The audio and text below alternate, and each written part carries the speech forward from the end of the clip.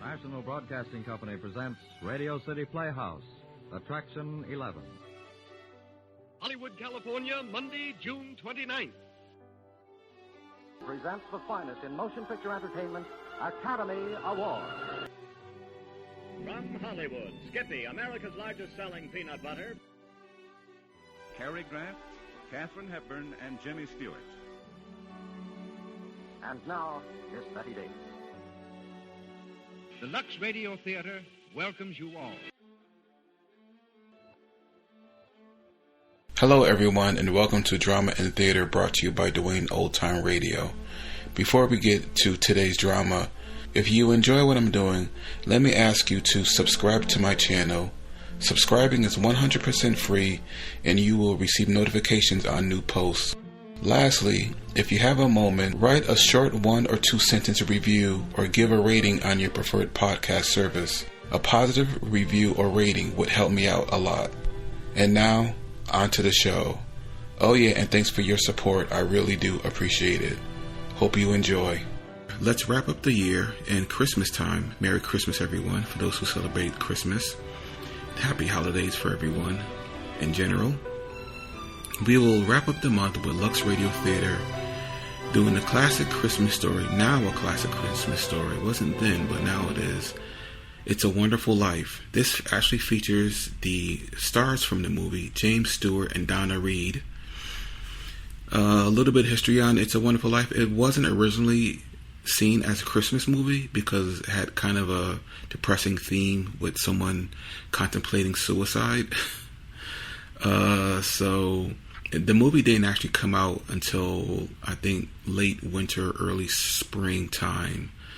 So this episode actually aired March 10th, 1947, well after Christmas. But now, over the years, it's become a Christmas classic. Anyway, as I said, this episode aired March 10th, 1947. Lux presents Hollywood.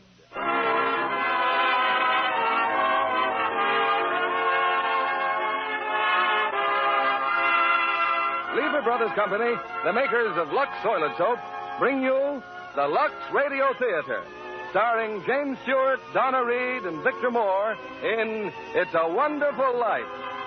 Ladies and gentlemen, your producer, Mr. William Keighley. Greetings from Hollywood, ladies and gentlemen. Tonight we bring you one of the season's most inspiring hits, a Liberty Films production that's been nominated for the highest screen award. Yes, It's a Wonderful Life. And we present it now with its original fine stars, Jimmy Stewart and Donna Reed. Jimmy in the role which won him a nomination for the best performance of the year. Also in our cast is starred that fine comedian, Victor Moore. It's a Wonderful Life is the drama of a typical American. Might be you, it might be me. He dreams of glory, he lives in hope, he loves and doubts, and only Providence puts a final value on his service to humanity. Our story starts before the war, when life was normal. Shortages were generally unknown, and simple luxuries like Lux soap were abundant. I won't say that's the only reason people said it's a wonderful life, but I do know from the thousands of letters in our files that most of them said it's a wonderful soap. And they keep right on saying it day after day. In fact, the popularity of Lux soap is what makes it possible to present such entertainment as Frank Capra's great production, It's a Wonderful Life, starring Jimmy Stewart as George, Donna Reed as Mary Hatch, and Victor Moore as Clarence.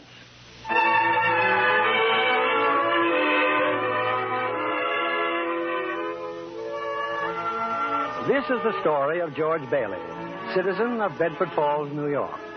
George Bailey, who more than anything under the sun wanted to see the world. The wonderful, exciting world that lay somewhere beyond the limits of his hometown.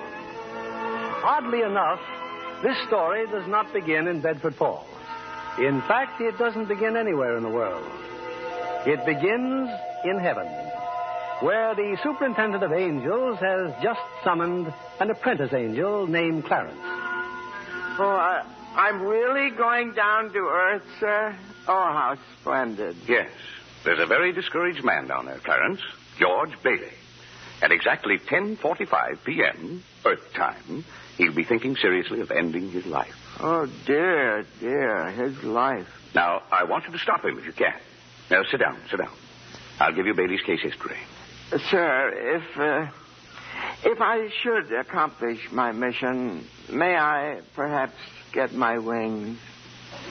I've been waiting over 200 years now, and, well, people are beginning to talk. Clarence, what's that book? The Adventures of Tom Sawyer, sir. I was reading it when you sent for me. Oh, fine book. Excellent. Well, you do a good job on George Bailey, and we'll see about your wings. Oh, thank you, sir. Now, listen. When George Bailey was a boy, 2 events occurred that you should keep in mind. One was when his young brother, Harry, fell through the ice and almost drowned. George saved him. Brother fell through the ice. George saved him. Ever since, George has had a bad ear. All that icy water, you understand. Yeah, bad ear. Yes, sir. The other event came a few months later. George used to work after school in Mr. Gower's drugstore. One day, Mr. Gower's only son died of influenza. It was a terrible blow, and poor Mr. Gower tried to lose his grief in whiskey. Where you been, George? Mrs. Blaine's called twice. What happened to her prescription? You lost it, didn't you? No, Mr. Gower. Here it is. Well, you good for nothing. Don't you know that Blaine girl's very sick? Mr. Gower, my ear. You're hurting my sore ear. Teach you to loaf, you lazy brat. Mr. Gower, you don't know what you're doing. You put something wrong in those capsules. Shut up. Oh, I know you feel bad, but look, Mr. Gower, look. This bottle, you use this bottle to make up the capsules. It's poison. Poison? Don't hurt my sore ear again, Mr. Gower. Oh, George. That's what George. is the liver, Mr. Gower. All I wanted was to make George.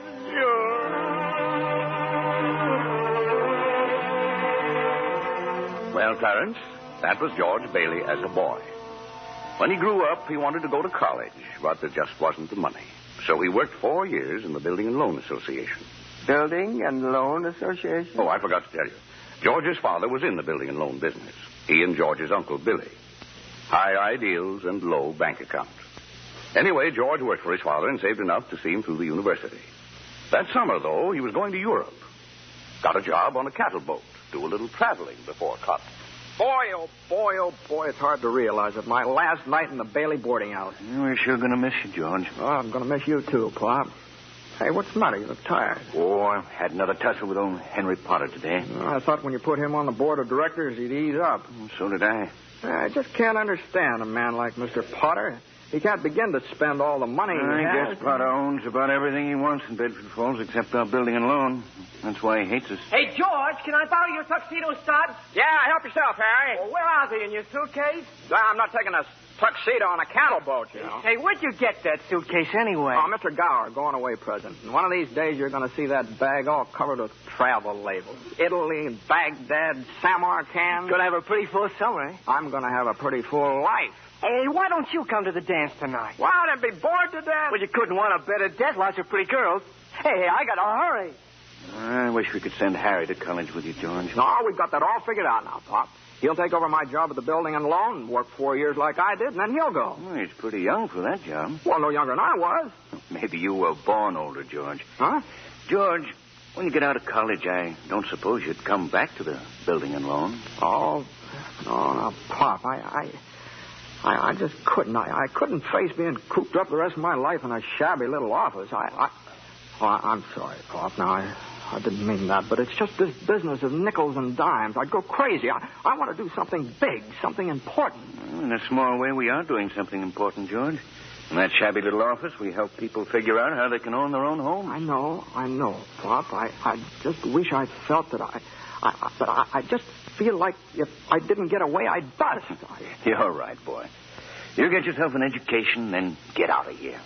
Oh, Pop, you want a shock? I think you're a pretty great guy. Well, thanks, George. I'm glad to hear it. Look, why don't you go on over to Harry's dance? You'd have a good time. Well, I don't know. Maybe it will drop in. Yeah, maybe it will at that. So, George Bailey went to a dance. Is that important, Joseph? Why, it was at the dance he met Mary Hatch. Oh. And 3 hours later, he was walking her home. George and Mary were feeling pretty good, Clarence. As a matter of fact, wonderful. Buffalo girl, can't you come out tonight? Can't you come out tonight? Can't you come out tonight? Buffalo girl, can't you come out tonight? And stand by the light of the moon. Hot dog, oh boy, just like an organ. At least. Hey, you know something? If it wasn't me talking, I'd say you were the prettiest girl in town.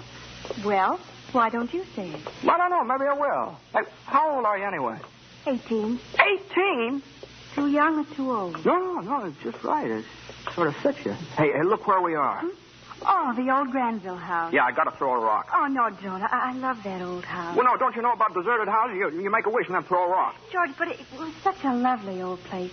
I wish I lived there. In there? I wouldn't live in it as a ghost. Now, watch. What's this? Here we go. How about it, huh? Pretty good shot, huh? Broke a window, huh? What'd you wish, George? Oh, I don't know. Not just one wish, a whole hatful.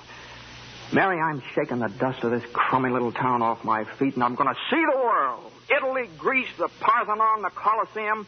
And then I'm coming back here and go to college and see what they know. And then I'm going to build things. I'm going to build airfields and skyscrapers 100 stories high and bridges a mile long. And then I'm going to... Hey, Mary. What is it you want? What do you want, huh? You want the moon? All you got to do is just say the word now. Okay. The moon, I'll take it. Then what? Then what? Well, then you could swallow it. And it'd dissolve like an aspirin, you know. And the moonbeams would shoot out of your fingers and the ends of your hair. And you think I'm talking too much? Yes, why don't you kiss her instead of talking her to death? How's that? Youth is wasted on the wrong people. Why? Hey, just a minute, mister. You come back here, I'll show you some kissing if you want to. George! Hey, Uncle Billy, look here. I'm going to kiss Mary. What? George, get in the car quick. Your father's had a stroke. What? George, get in, hurry.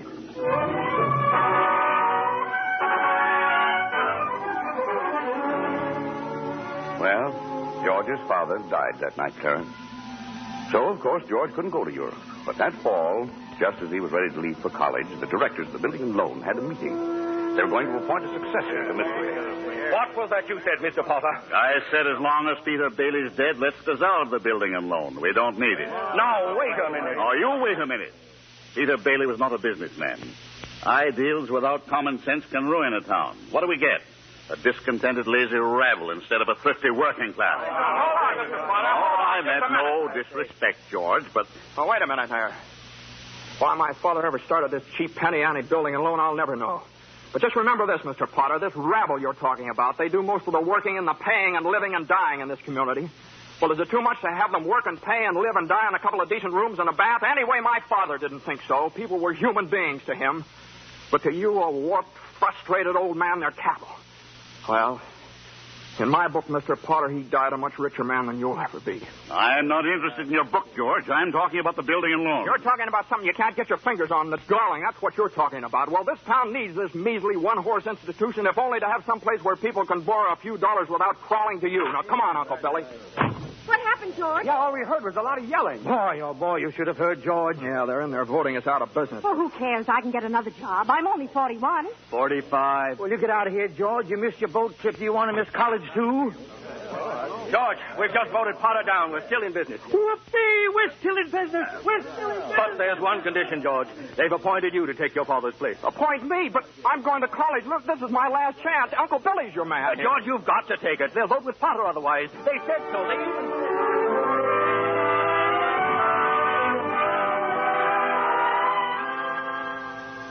I know. George Bailey didn't go to college. That's right, Clarence. He gave his college money to Harry. Harry went instead. But what happened to that good-looking girl, you know, Mary? Oh, George saw her now and then. Not very often, though, because Mary went away to school, too. Anyway, George waited 4 years more for Harry to come back and take over the building and loan. He could still see the world. He planned to work in the oil fields, Venezuela. Except when Harry came home, he wasn't alone. There was a girl with him, his wife. George? Yeah, I'm out here on the porch, Mother. I just thought I'd get some air. Well, how do you like your new sister-in-law? Oh, she's swell. Looks like she can keep Harry on his toes. Yeah, and keep him out of Bedford Falls anyway. What do you mean? Well, Ruth's father, he's got a wonderful job for Harry up in Buffalo. Buffalo? Well, that means you can't. Yeah. George, did you know Mary Hatch is back from school? Hmm? Yeah. Nice girl, Mary. Mm-hmm. Oh, stop grunting. Mm-hmm. Give me one good reason why you shouldn't call on Mary. Well, Sam Wainwright. Sam's crazy about Mary. Well, she's not crazy about him. Well, now, how do you know that? Did she discuss it with you? Besides, Sam's away in New York. Oh, and all's fair in love and war. I see. Okay, Mother. I think I'll go out and find that girl and do a little passionate necking. Oh, George. Bye, Miss Bailey. By the way, do you want any books at the library? Library? George, you go and see Mary. Do you see her?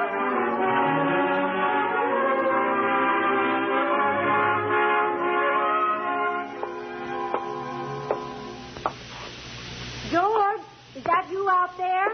Hello, Mary. Well, are you coming in? I just happened to be passing by here. Oh, I thought you were picketing. Have you made up your mind? How's that? Have you made up your mind About what? about coming in? Your mother just phoned. She said you were coming over. My mother just wanted... What does she mean, Carl? I just happened to be passing by, that's all. I didn't... Well? Well, I'll come in for a minute, but I didn't tell anybody I was coming here. You fella can't go out for a walk nowadays without... When'd you get back? Tuesday. When'd you get that dress? Do you like it? It's all right. Well, no point standing here on the porch. Come on in. I still can't understand it. I didn't tell anybody I was coming here, you know. Would you rather leave? Well, no, I don't want to be rude. Sit down for a while. It's nice about your brother and Ruth, isn't it? Yeah. That's all right. Don't you like her? Well, of course I like her. She's a peach. Oh, just marriage in general you're not enthusiastic about, hmm? No. Marriage is all right for a lot of people. It's all right for Harry, Sam Wainwright, and you. For Sam? Harry? It's George Bailey, Mother. What's he want? I don't know. What do you want? Me? Not a thing. Not a thing, and I just came in to get warm. He's making violent love to me, Mother. You just tell him to go right back home. Sam said he called you tonight from New York, didn't he? I guess so. How about the music? Your mother needs it. I didn't come here to... What did you come here for, then? I don't know. You're supposed to be the one with all the answers. You tell me. Oh, why don't you go home? I don't know why I came here in the first place. Good night. Good night. Okay, the way you're shouting, you think that... You think what? All right, I'll get it.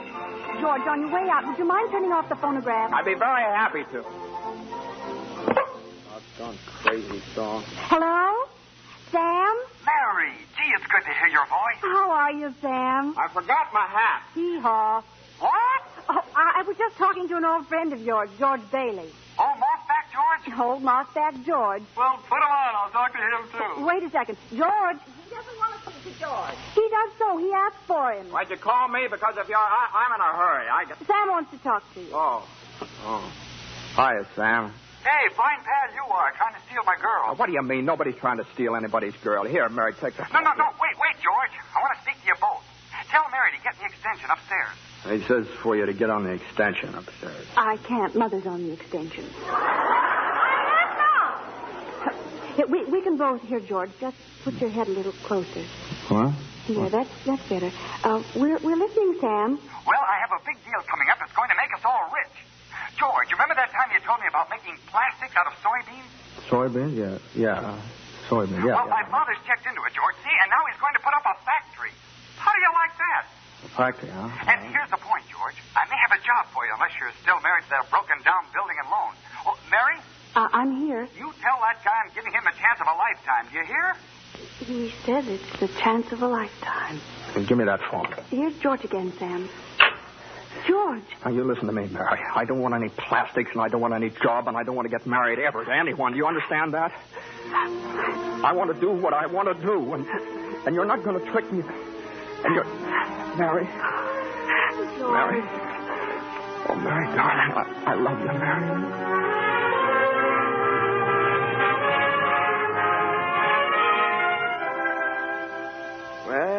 Well. So, George, Bailey and Mary Hatch were... Yes, George and Mary were married. And they started off on their honeymoon in Ernie Bishop's taxi cab. Hey, where are you two going on this here now honeymoon? We're going to shoot the works, Ernie. A whole week in New York, a whole week in Bermuda, the highest hotel, the oldest champagne, the hottest music, and the prettiest wife.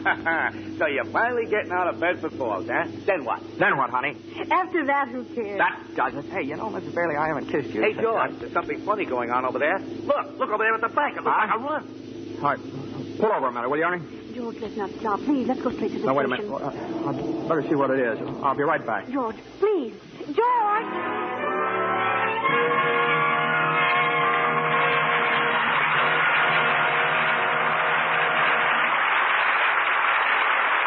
In a few moments, we'll return with the second act of It's a Wonderful Life, starring James Stewart, Donna Reed, and Victor Moore.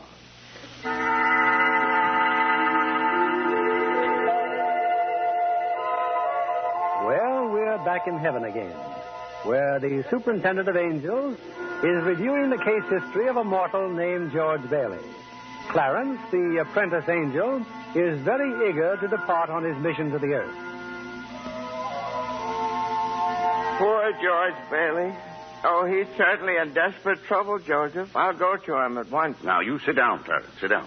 We're nowhere near the point where George Bailey's thinking of taking his life. We're not? Now, where were we? Oh, yes. George and Mary had just started out on their honeymoon when they ran smack into the financial panic of 1932. In the waiting room of the building and loan, 100 frantic people were clamoring for their safety. Hey, what's going on, Uncle Billy? What happened to all those people out there? This is a pickle, George.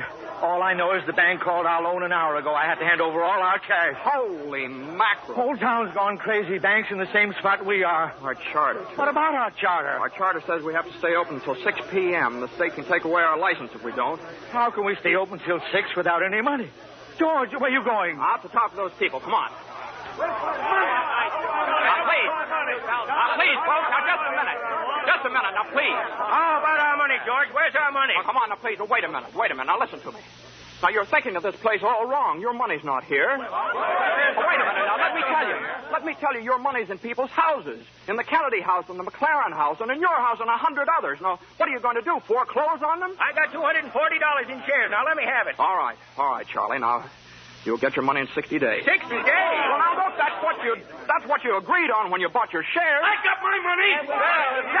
Old man Potter, taking over the bank. He'll pay you 50 cents on every dollar. Then let's take our shares to Potter. Half his... Please, folks, I beg of you not to do this. If Potter gets hold of your shares, he'll be owning this building and loan. And he's got the bank, he's got the bus line, he's got the department stores, and now he's after us because he wants to keep you living in his shacks and paying the kind of rent he decides to charge. Now, we can get through this thing all right, but we've got to stick together. We've got to have faith in each other. My husband's out of work. We need money. I've got doctor bills to pay. I can't feed my kids on save.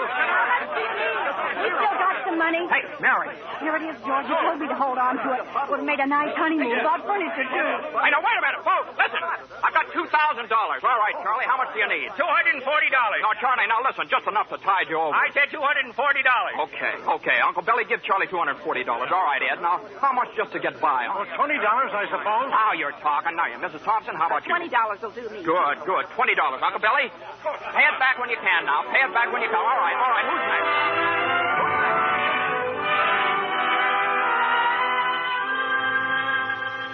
Look at the clock. Look.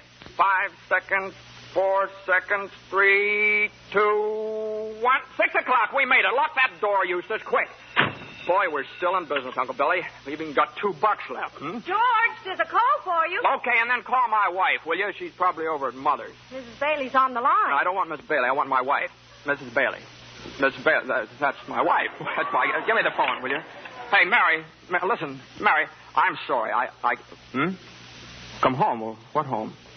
Well, 323 Sycamore. Well, whose home is that? What? Well, Mary, how can I... Well, sure. All right, sure. I'll be there.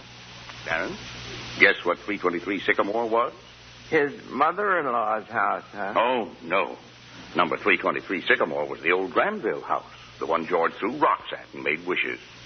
Yes, sir, that's where they spent their honeymoon. That's where they started housekeeping. They were still living there 2 years later when old man Potter asked George to stop over at his office. Sit down, George. Sit down, do. Have a cigar? Well, thank you, sir. George, you're a young man, married, making, say, $40 a week at the building and loan. 45. 45. Now, if you were some ordinary yokel, I'd say you were doing fine. But George Bailey is intelligent, ambitious. He hates the building and loan almost as much as I do. He's been dying to get out of town ever since he was born, but he's trapped. Trapped into frittering his life away playing nursemaid to a lot of garlic eaters. Do I paint a correct picture, George, or do I exaggerate? Well, what's your point, Mr. Potter? My point is that you're the only man in town who has licked me. George, I want to hire you. Manage my affairs. I'll start you off at $20,000 a year. $20,000 a year? Are you sure you're talking to me? I'm George Bailey. Don't you remember me? The building and loan, remember? Yes, George Bailey, whose ship has just come in, providing he has sense enough to climb aboard. Well, but what about the building and loan? Confound it, man. I'm offering you a 3-year contract at $20,000 a year. Is it a deal or isn't it? No. The answer's no, doggone it. If you offered me $1 million to stay around this town and play stooge to you, the answer'd still be no. Now, let me alone. Don't bother.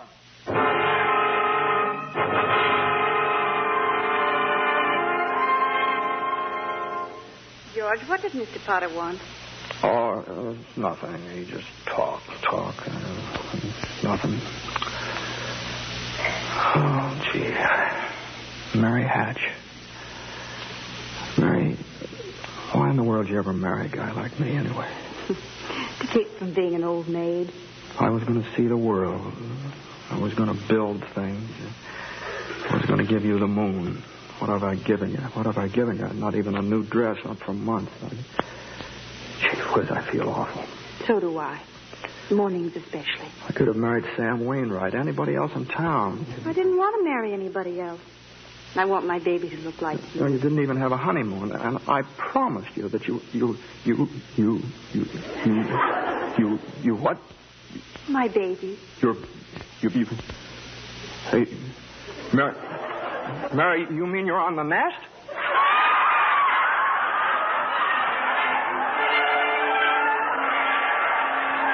Well, Mary had her baby turns, a boy. You don't say. Then she had another one, a girl. Well, what do you know? Night after night, George had come home late from the office. Things weren't good with the building and loan. Potter was really bearing down on him. Then came the war. Mary had another baby by then. Oh. But she still had time to help out in USO. Uncle Billy sold war bonds. And George's brother Harry became a real hero. Shot down 15 planes. But George, what about George? Well, George was 4F, his bad year. He was an air raid warden. On BE day, he wept and prayed. On BJ day, he wept and prayed again. We're getting pretty close to today, aren't we, sir? Yes, Clarence. You now know almost everything you have to know about George Bailey, except what happened that finds him down there at this moment, wanting to die. Well, sir, well, today's the day before Christmas, Earth time. George is pretty excited. Hey, Tilly! Eustace! Hey, look at the newspaper. Commander Harry Bailey, decorated by the president. That's my kid brother. The Congressional Medal of Honor. Gosh, George, gosh. What do you think about the 15 Jap planes? And the last one he got was just about to dive into a transport loaded with soldiers. You know what that means? He saved lives, hundreds of lives. Hey, gee, where's Uncle Billy? Huh? We're going to the bank, George. He's depositing that $8,000. Good. Who's that in his office there? It's that man again, the bank examiner. Oh, yeah. Well, good afternoon, Mr. Carter. Hey, Telly, get the books from Mr. Carter. You know, that's my brother's picture there, Mr. Carter. He shot down 15 planes, and one of them... Well, Mr. Henry F. Potter come to the bank to deposit some more loot, eh? Yeah, you old fool. How do you like the news in the paper, Mr. Potter? Just can't keep those Bailey boys down now, can you? Let me see that newspaper. Here, sorry I can't chat, you old thief. Got to make a deposit. Here you are, Horace. Deposit slip, bank book, and a very Merry Christmas to you. You too, Mr. Bailey. Say, you've forgotten something, haven't you? Horace, I've forgotten things all my life. Get a wiggle on, boy. But, Mr. Bailey, where's the money? What's that? You want to make a deposit? Well, certainly I want. Well, it's customary to bring the money with you. It's gone. Where'd I put it? Where'd I put that money? A terrible thing, Clarence. Terrible. Uncle Billy couldn't find the money because the envelope with the $8,000 was folded up in that newspaper he gave to old man Potter. I just don't know what happened to it, George. I just don't know. $8,000. Uncle Billy, the bank examiner's here, and it's not our money. It belongs to the depositor. George, what are we going to do? We've traced every step I took. We can't stand here in the street. Are you sure you didn't put that envelope in your coat pocket? I think so. Maybe. Oh, I'm no good to you, George. I'm no good. Now listen to me. Think, will you? Now try and think. I can't think anymore. I can't. Where's that money, you silly old fool? You know what this means? It means bankruptcy and scandal and prison. One of us is going to jail. Well, it's not going to be me. Now get out of my way. I'm going home.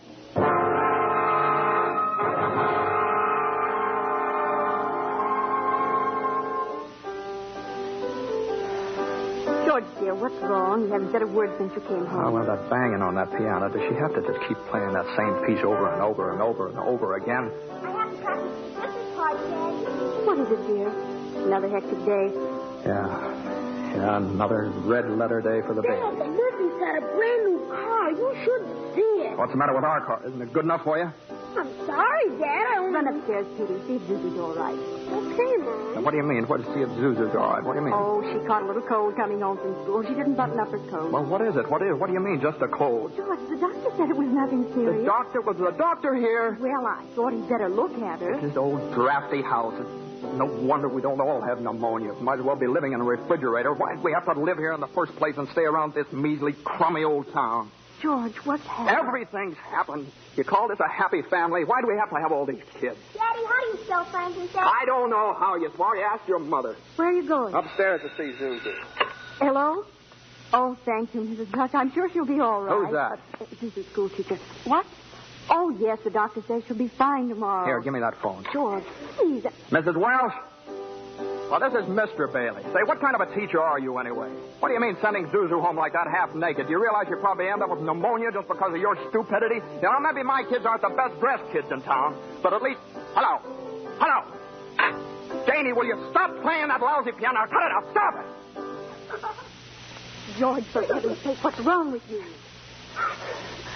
I'm sorry. Janie, I'm sorry. Mary, I just got to get out of here.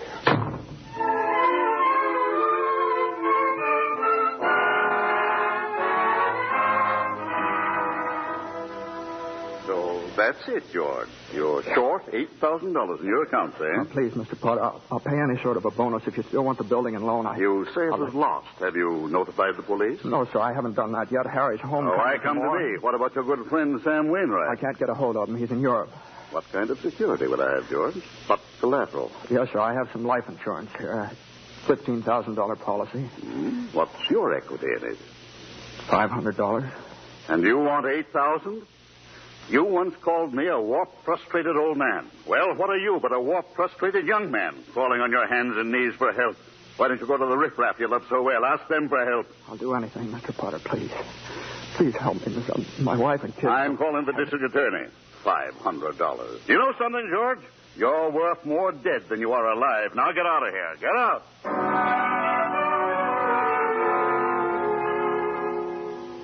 And all the time, Potter had the $8,000 in his desk drawer. It's still there, Clarence. But where's George, sir? Where? Well, he went over to Martini's Cafe. He's had a couple of drinks, Clarence. He's just standing there, sort of in a daze. Oh, God. God, dear Father in heaven, I'm not a praying man, but if you're up there and you can hear me, please show me the way. I'm at the end of my rope. Show me the way, God. Mr. Bailey, you all right? Don't drink anymore, Mr. Bailey. Please, you don't feel good. Bailey? You say Bailey? Which Bailey? This gentleman is Mr. Bailey, George Bailey. George Bailey, huh? And the next time you talk to my wife like that, she'll get worse. It isn't enough she slaves teaching you stupid kids how to read and write. You got a ball. You get out of here, Mr. Wells. You hit my best friend. Get out. All right. Mr. Bailey, you okay? Who's that? Mr. Wells, but don't worry. He don't come in this place no more. I'll get something for your face. It's bleeding. I'm all right. Please don't go away, Let me Mr. alone. Bailey. Please don't go away.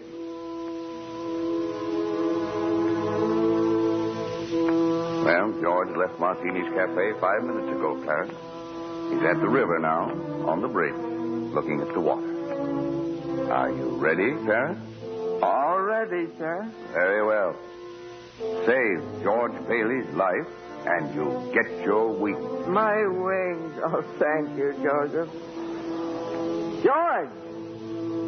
George Bailey! Get away from that bridge! You hear me? George! George!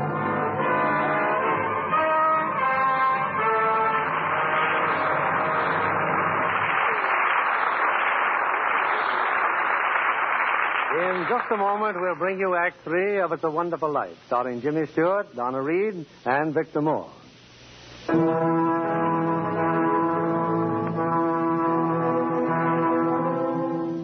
Numb with despair, convinced, as Mr. Potter said, that he's worth more dead than alive, George Bailey stands on a bridge, staring at the dark and frigid waters below. Suddenly, there's a splash.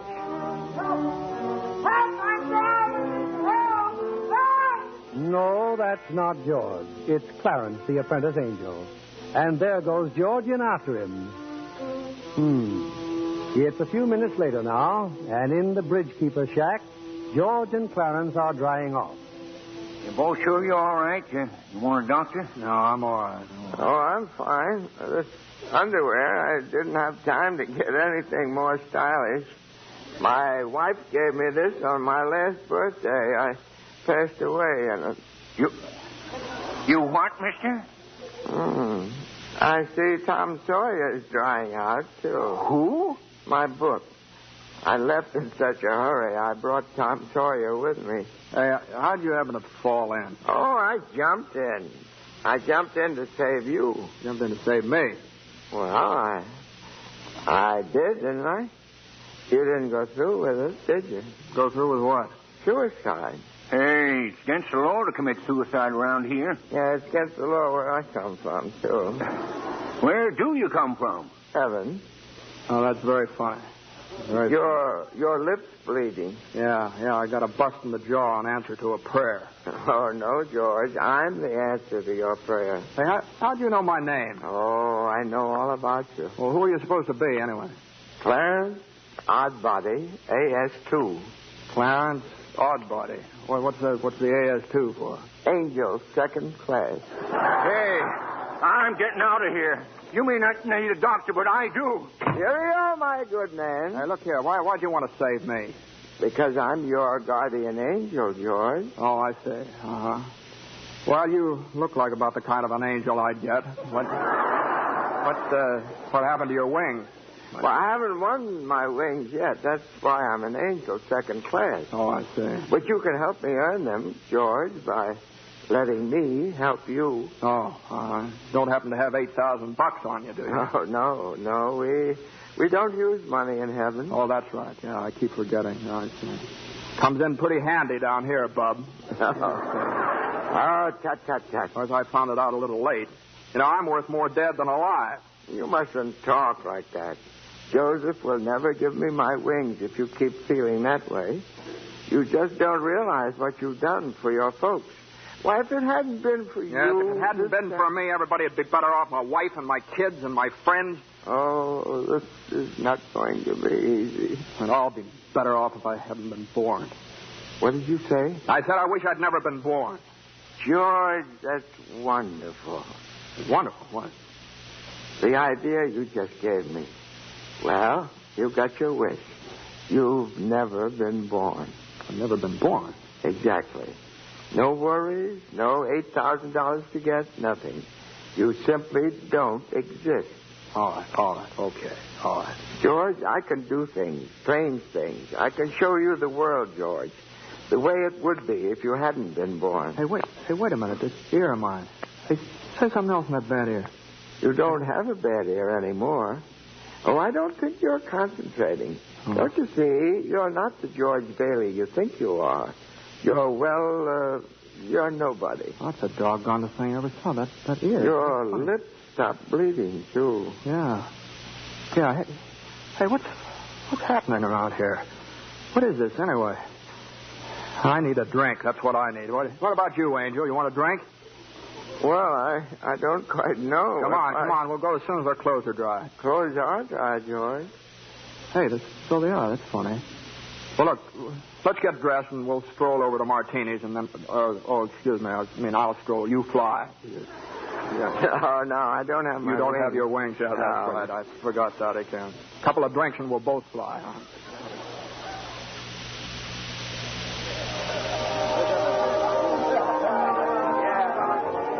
What'll you have, fellas? Hey, where's the boss? Where's Martini? Look, wise guy, I'm the boss, see? Okay, well, double scotch, quick, will you? What's yours? You know what? I just love some mulled wine. Huh? Heavy on the cinnamon and light on the cloves. Off with you, my lad, and lively now. Now, cut it out. Oh, come on, here. Just give him the same as I ordered. He's okay. Two double scotch. What about this place? It's all changed. All of Bedford Falls has changed. You're having your wish, George. You've never been born. Oh, there'll be lots of things you've never seen before. Oh, good. Somebody just made it. Made what? Every time a bell rings, it means some angel's got his wings. What'd you say? Look, Clarence, I don't think you better talk about angels around here. Don't they believe in angels? Oh, yeah, they believe in them, but it's just a little then thing. Why should people be surprised when they see one? Don't mind him, bartender. He's just a little fella. He just never grew up, man. How old are you anyway, Clarence? Well, next May, I'll be 293. That does it. A couple of pixies, huh? Go on, get you. Hear me, get. Where's Martini? Will you Stop tell me? asking about Martini. Ain't hearing the... Hey, you. Rummy, didn't I tell you never to come panhandling around here? George, look. Hey, it's Mr. Gower. Mr. Gower. Listen, Mr. Gower, don't you know me? This is George Bailey. You buy me a drink, mister? Just one drink, will you, mister? Pinky! Yeah, Nick. Throw the rummy out. Oh, no, please. Hey, bartender, that's Mr. Gower, the druggist. That rumhead spent 20 years in jail for poisoning some kid. If you knew him, you must be a jailbird yourself. Pinky, here's two more. Get him at it.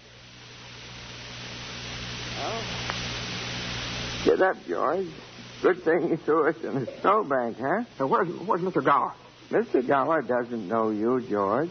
You see, you weren't there to stop him from putting poison into that prescription. What do you mean I wasn't there? Look, tell me, what are you? Are you a hypnotist? George. Look, well, why am I seeing all these strange things here? Don't you understand? It's because you were not born. Well, if I wasn't born, then who am I? Nobody. You have no identity. What do you mean I have no identity? No papers, no driver's license, no 4F card, no insurance policy. Zuzu's bell. What? Zuzu's bell. I bought my little girl a bell to hang on the Christmas tree, and I forgot to give it to her. I've got it in my... It's gone. It's gone too. Everything's gone. But you've been given a great gift, George.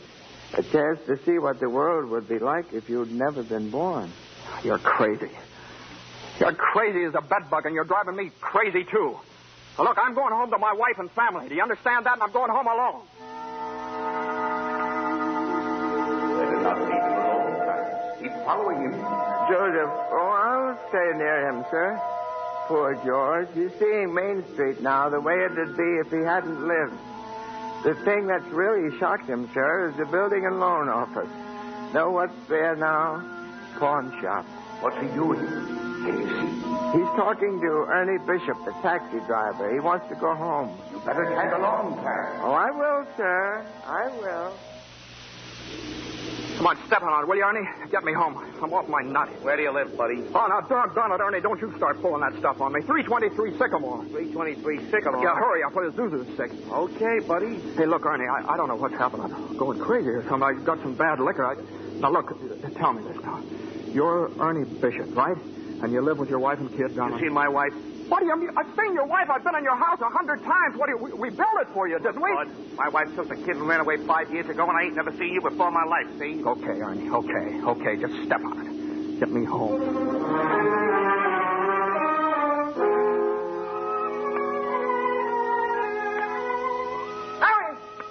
Mary, where are you? Janie, Petey, Zuzu, where are you? This is just an old abandoned house, George. You have no wife, no children. Where are they? What have you done with them? Hey, I'll face that him. See, I told you. All right, up with your hands. Oh, Bert, the cop. Thank heaven you're here. Now, look, why don't you be a good fella and I'll take you to a doctor? Bert, listen to me. What's the matter with you guys? Now, listen, it's that fellow there. He says he's an angel. He tried to hypnotize me. I hate to use my nightstick, but I guess I... Ow!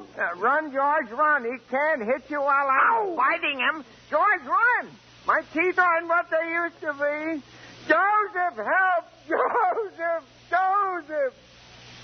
Where'd they go, Ernie? Where'd they go? I don't know. They just disappeared.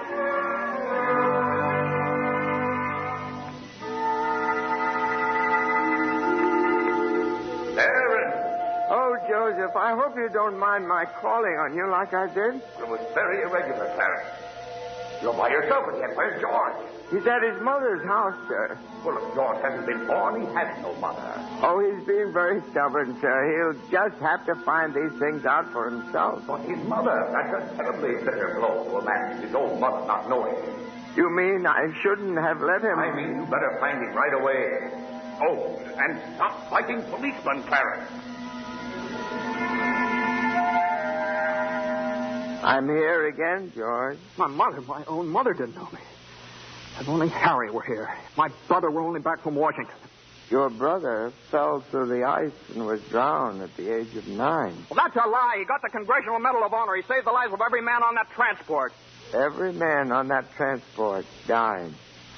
Strange, isn't it? Each man's life touches so many other lives. Harry wasn't there to save them because you weren't there to save Harry. Don't you see, George?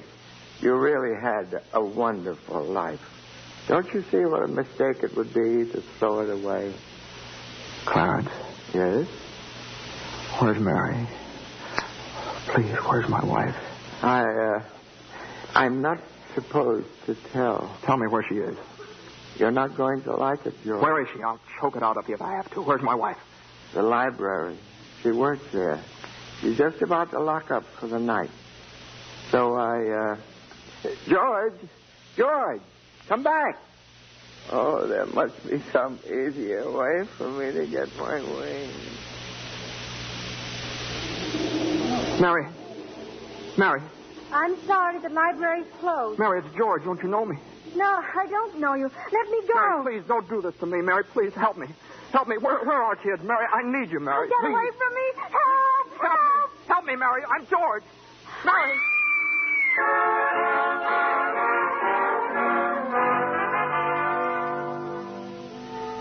Clarence. Oh, where is he, Joseph? Where's George? I'm afraid I've lost him, sir. You knew you shouldn't have let him try to see Mary. Now they're after him, a mob. They think he was trying to hurt her. Joseph, I won't even get one wing, will I? You have one more chance, Clarence. Get over to the bridge by the river. I think George has seen just about enough. But the mob. But don't worry. They've lost him, too. Now, hurry up. Oh, thank you, Joseph. Thank you. Clarence,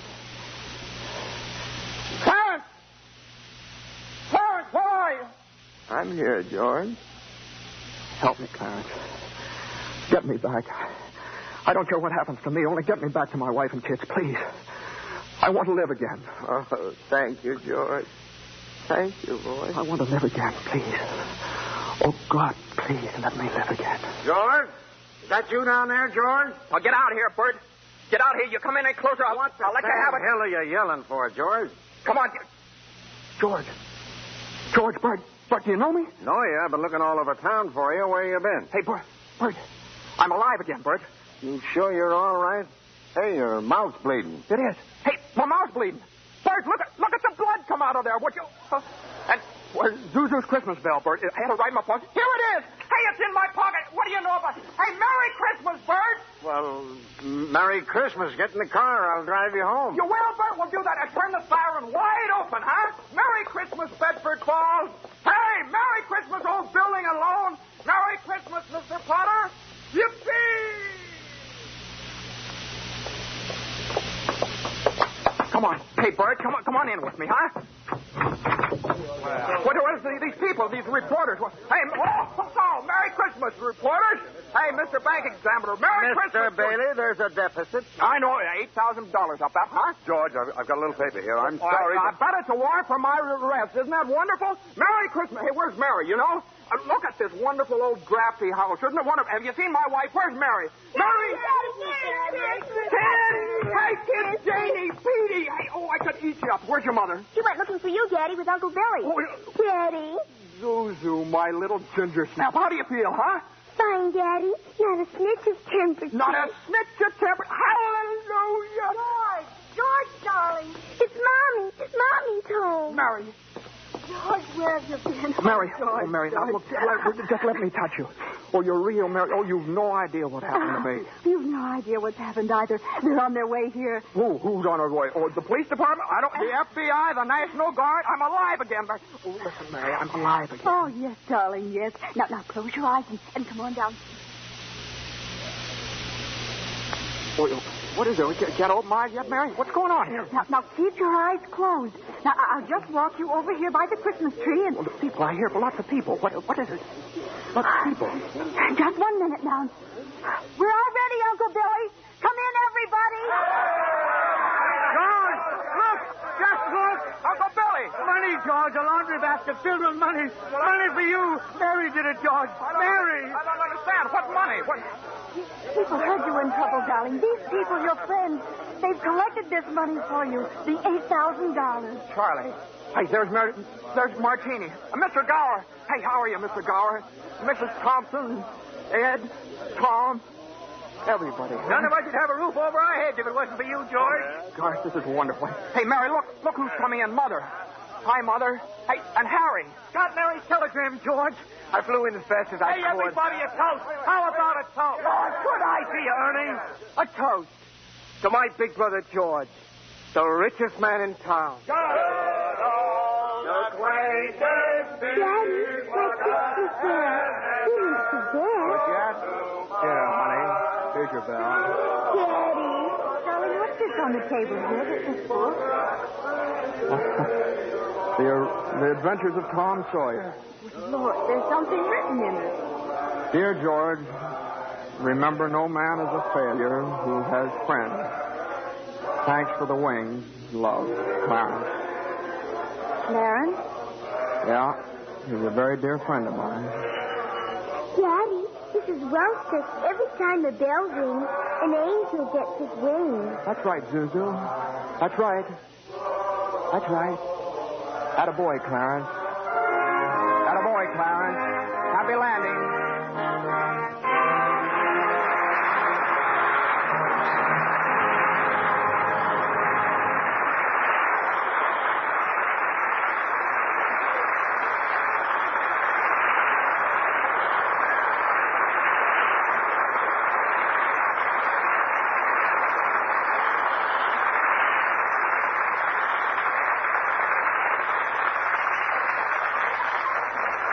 It's a wonderful life so long as we can have such fine performances as we enjoyed tonight.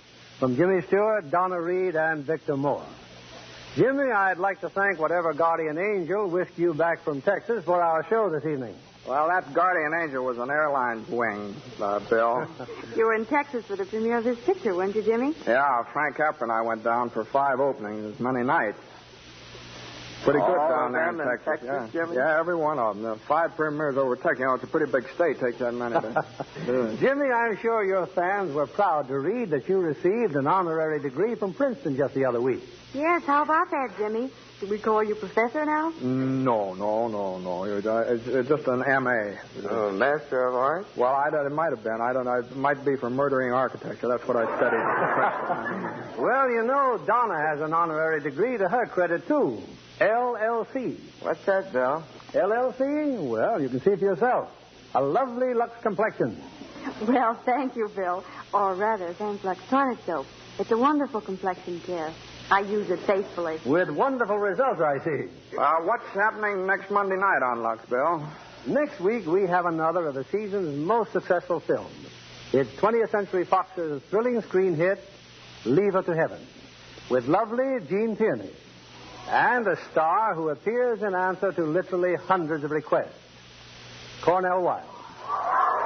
This, based on a best-selling novel of the same name, Leave Her to Heaven is the strange, romantic story of a woman whose twisted mind and fiendish jealousy drive her to any lengths to hold the man she loves. Now, that ought to make great listening, Bill. I wouldn't miss it for anything. Good night. Good night, and thanks a million.